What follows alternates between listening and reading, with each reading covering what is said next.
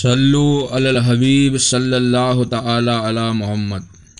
اللہ عز و جل نے حضرت سلیمان علیہ السلام کو حکم دیا کہ سمندر کے کنارے جائیے اور ہماری قدرت کا نظارہ کیجیے۔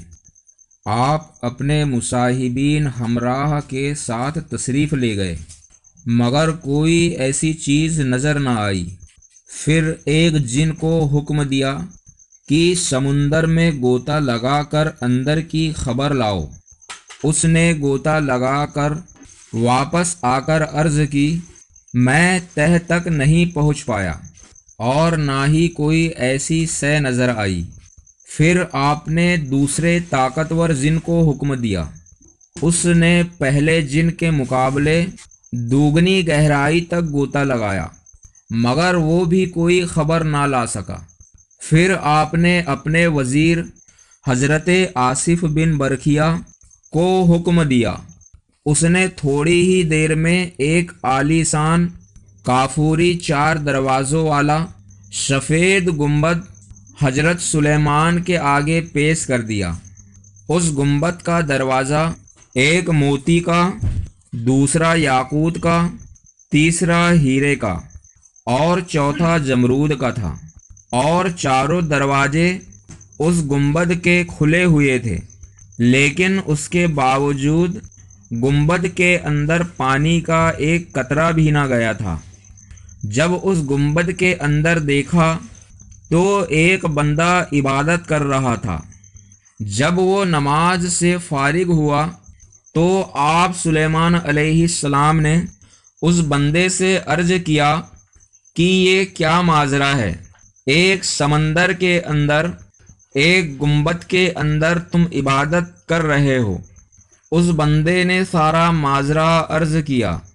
اس نے بتایا کہ میرا باپ معذور اور والدہ نابینا تھی اور میں نے 70 سال ان کی خدمت کی، اور میری ماں نے انتقال سے پہلے دعا کی اور دعا یہ کی کہ یا اللہ میرے بچے کو دراجی عمر بالخیر عطا فرما، اور والد محترم نے با وقت وفات یہ دعا فرمائی، اللہ عز و جل میرے بیٹے کو ایسی جگہ عبادت میں لگا جہاں شیطان مداخلت نہ کرے۔ یہ دعا کرنے کے بعد جب میں سمندر کے کنارے پہنچا تو مجھے سمندر میں ایک گنبد نظر آیا اور میں اس کے اندر داخل ہو گیا۔ اتنے میں ایک فرشتہ آیا اور اس نے گنبد کو سمندر کی تہ میں اتار دیا۔ جب حضرت سلیمان نے اس بندے سے پوچھا کہ تم کس دور سے اس گنبد میں ہو، تو اس نے عرض کیا کہ میں ابراہیم خلیل اللہ کے دور سے اس گنبد میں آیا تھا۔ جب اس نے یہ بتایا تو سلیمان علیہ السلام جان گئے کہ اس بندے کو اس گنبد میں 2000 سال گزر چکے ہیں اور اب تک یہ صحیح سلامت اس گنبد میں زندہ ہے۔ اور کھانے پینے کے متعلق اس نے بتایا کہ روزانہ ایک سبز رنگ کا پرندہ اپنی چونچ میں کوئی جرد لے کے آتا ہے اور میں اسے کھا لیتا ہوں۔ اس جرد میں دنیا کی تمام لذتوں بھری نعمت ہوتی ہے، اس سے میری بھوک اور پیاس مٹ جاتی ہے۔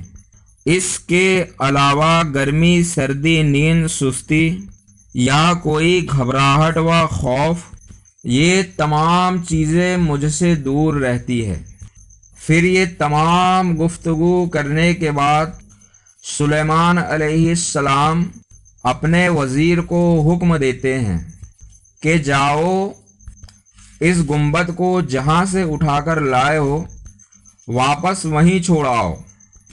اس کے بعد حضرت سلیمان علیہ السلام نے فرمایا کہ اے لوگو، اللہ عز و جل آپ سب پر رحم فرمائے۔